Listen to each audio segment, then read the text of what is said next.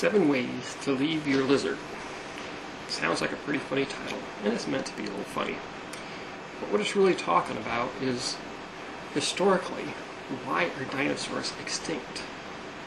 This is 7 different ways that we have recorded in our historic books how to kill a dinosaur. The first one is, of course, St. George. Now, we believe there were knights that wore all kinds of armor and had spears 12, 16, even 20 feet long. We believe all that because they still, are there in museums and castles and stuff. But we don't believe, at least most people don't, that they fought dragons. Well, the dragons we know are just made up fictional creatures, right? But why is it we believe 2/3 and drop the other third when there's the same evidence in museums and in castles? In fact, some of them still have the bones of the dinosaurs that the knight slayed in their castles. Of course, many of them were buried, and that's one of the things evolutionists argue. Well, they dug up those bones and said that was a dinosaur. Well, they buried it because it stunk, and then years later dug them up and said this was the bones of the creature that this knight slayed. So that's the story of, or summary of St. George, not really of St. George, but of that concept that knights in armor went out and killed dinosaurs.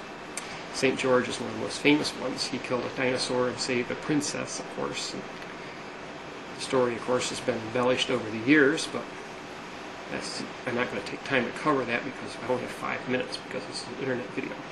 The second one is Marco Polo.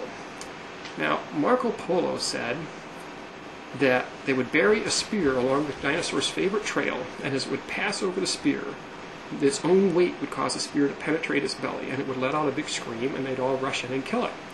And he went into all the food you could make from it, and stuff like that.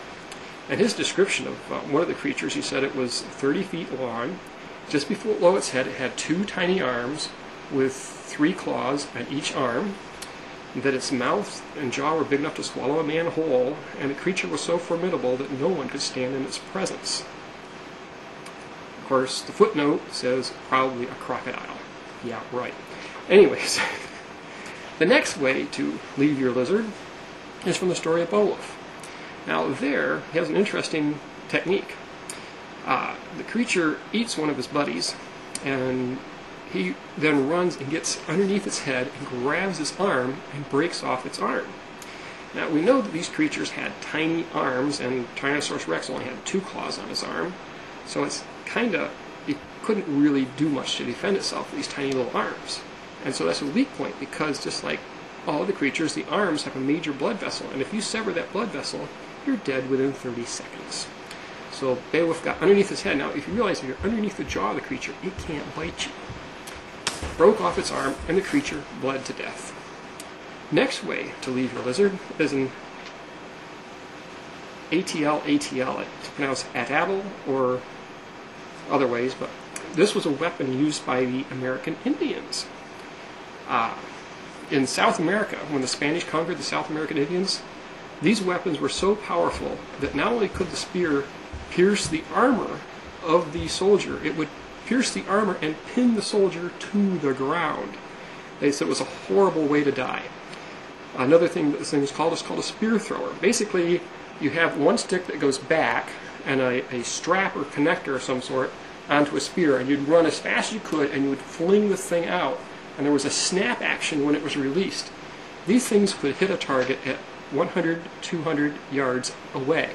And like I said, hit a target with enough force to pierce the armor front and back, knock the person over, and pin them to the ground so they died stuck in their armament and couldn't get out of it. The Spanish were very much afraid of this weapon. This weapon's also been found in Australia, where the Australian people developed a similar weapon. Why would American Indians need a weapon that powerful? What did they have to face before the Spanish came that they needed such a weapon? I believe dinosaurs. Next way to leave your lizard is to poison it. Now that sounds a little strange. How would you poison it? Well, in Daniel chapter 14, which isn't in most Bibles, but it's in the older Catholic Bibles, there's a story of how Daniel went to the king and says, "You worship this creature. Let me show you how easy it is to kill it." And he fed it a combination of different materials that cause it to die. Basically, you could poison your lizard, your dinosaur. Another way is to stone it. Now this comes from Cooper's book, After the Flood, where it says that a giant lizard had killed a shepherd and was eating the sheep, chowing them down, and the people of the town didn't know what to do because everything bounced off of it, but they all took and threw stones. Well, it didn't actually kill it, but all the stones hitting it annoyed it, and it had eaten enough sheep for now anyways, so it then left. So that's not really a good way to kill one, but it'll get rid of them. And the final way, also from Cooper's book After the Flood, is to dig a hole. Now what you do is you find the creature's favorite trail, you dig a hole big enough for a man and a spear. And you put a cover over it. And the man hides in it, and as the creature passes over, he spears it in its belly with a spear. Now, this is probably very dangerous because A, the creature could step in that hole, B, the tail end of that spear can come back down in the hole and get you. So, and as I understand, a lot of people died using that method of killing these giant lizards. So there you have it. 7 ways to leave your lizard. 7 ways to kill a dinosaur. And the real reason that dinosaurs are extinct.